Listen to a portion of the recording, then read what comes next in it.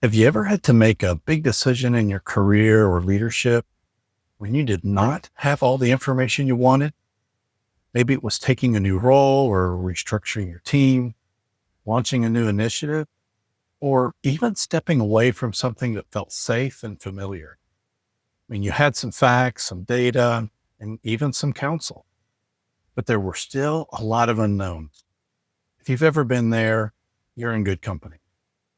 Today, we're starting a new series on the life of Abraham called Leading Through Uncertainty. And in this first episode, we're going to look at what I'm calling the call to lead.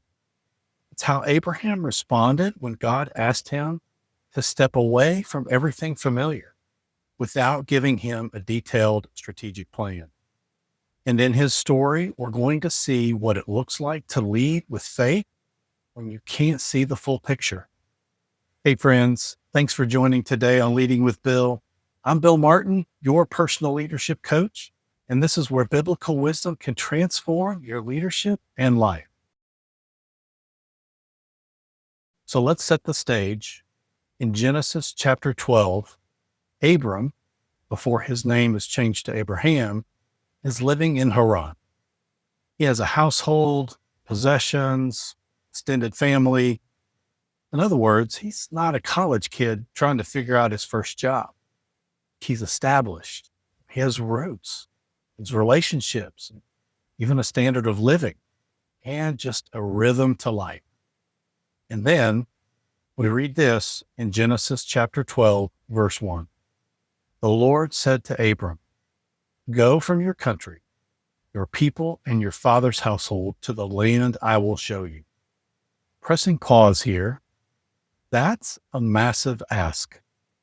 Leave your country, your culture, your comfort zone, leave your people, your network, and your support systems, and leave your father's household, your security, your inheritance, and your identity. And then God adds this promise in verses 2 and 3. I will make you a great nation. I will bless you. I will make your name great, and you will be a blessing. So Abraham has a clear call and a powerful promise, but he does not have a detailed map. No timeline, no step-by-step plan, no risk analysis spreadsheet. That specifically hits home with me and hurts. Just go to the land I will show you. And then verse 4 says, so Abram went as the Lord told him. And that's the moment I want us to sit with as leaders. There are 3 leadership lessons I want to pull out of this moment. First, clarity of calling over clarity of details.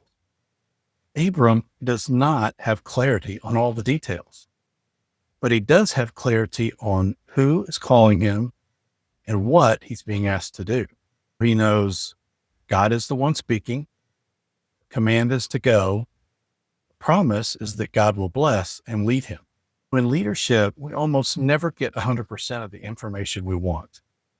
We wait until every variable is known, you'll be stuck in analysis paralysis.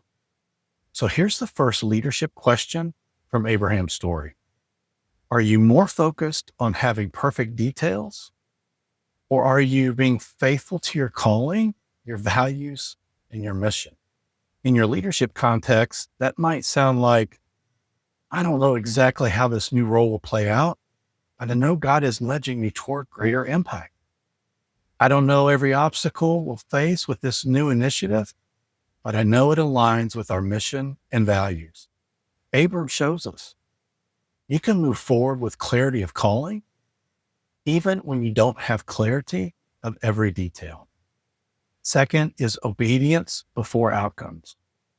Verse 4 is simple, but powerful. So Abram went as the Lord had told him. He moves before he sees the outcome. He obeys before he understands how it will all work out. In leadership, we love outcomes. We love metrics and results and success stories, and those are important. But faith-filled leadership often starts with a step of obedience before outcomes are visible. Sometimes that looks like having a hard conversation you've been avoiding, saying no to a role or opportunity that doesn't align with your value, saying yes to something that stretches you beyond your comfort zone.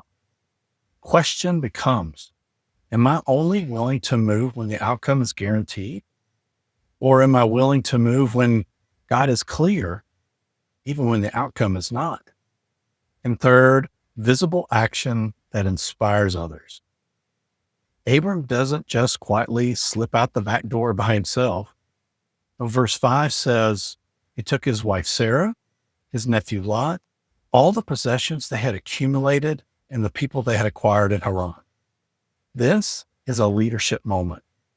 His decision impacts an entire household, family, servants, employees. We put it in modern terms. When you and I make decisions as leaders, we are rarely the only ones affected. People are watching how we respond to uncertainty. Do we freeze? Do we panic? Or do we model a calm, values-based, faith-filled response? Abraham's willingness to move into the unknown becomes a catalyst for others to follow. So here's a reflection question for you. What kind of example are you setting for the people who look to you when the path isn't clear? Let's connect this more directly to faith and leadership. When we talk about faith and leadership, we're not talking about blind optimism or pretending everything's fine. For Abraham, faith meant trusting the character and promise of God enough to act.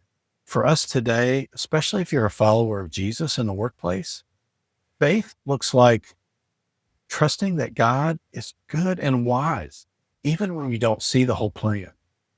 Trusting that he can lead through transitions, decisions, and uncertainty. Trusting that obedience is never wasted, even when it feels risky. And practically, faith shows up in movement. Abraham doesn't just say, I believe God. He packs up and leaves. In leadership terms, faith is often expressed in making a phone call, submitting the application, having a conversation, starting the project, or sometimes stepping away from something that's comfortable, but no longer aligned with your calling. You may not see the 10th step yet. You may not see step 3. Faith asks, what is the next faithful step I do know to take? Let's get really practical. If you're facing uncertainty right now, here are 3 ways you can apply Abraham's example. 1, define your non-negotiable.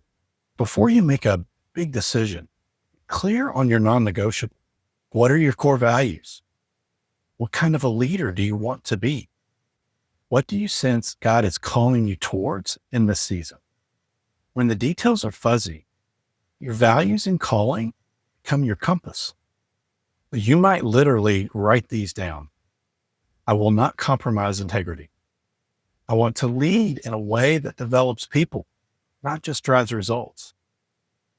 I sense God calling me to steward my gifts in whatever direction that is. 2, communicate the why, even when you don't have the how. If you're leading a team through change, you may not have answers to every question, and that's okay. Abraham likely had to explain to his household why they were leaving, even if he couldn't explain every detail of how it would actually work. As a leader, be honest about what you don't know. Be clear about what you do know, the purpose, the direction, the values driving the decision. People can handle uncertainty better when they understand the why behind your decisions. 3, take the next faithful step. You don't need a 40-page strategic plan. Take step 1. Ask yourself, what is one concrete action I can take this week that moves me in a direction I believe God is leading? It might be setting up a conversation with a mentor, updating your resume or LinkedIn profile, having a candid conversation with your leader or your team, blocking time to pray, think, and journal about your next season. Don't underestimate the power of one obedience. This is a powerful lesson for us today. Abraham's story reminds us leadership doesn't start with having all the answers. It often starts with a call, a nudge, a conviction, and a willingness to step into the unknown with God. Abraham shows us what it looks like to prioritize calling over details, to choose obedience before outcomes, and lead others by modeling courageous faith. This was helpful. I'd love for you to like, subscribe, or share it with another leader who's facing a big decision right now. Thanks for joining today on Leading with Bill. Remember, trust in the Lord with all your heart, and we'll see you next time.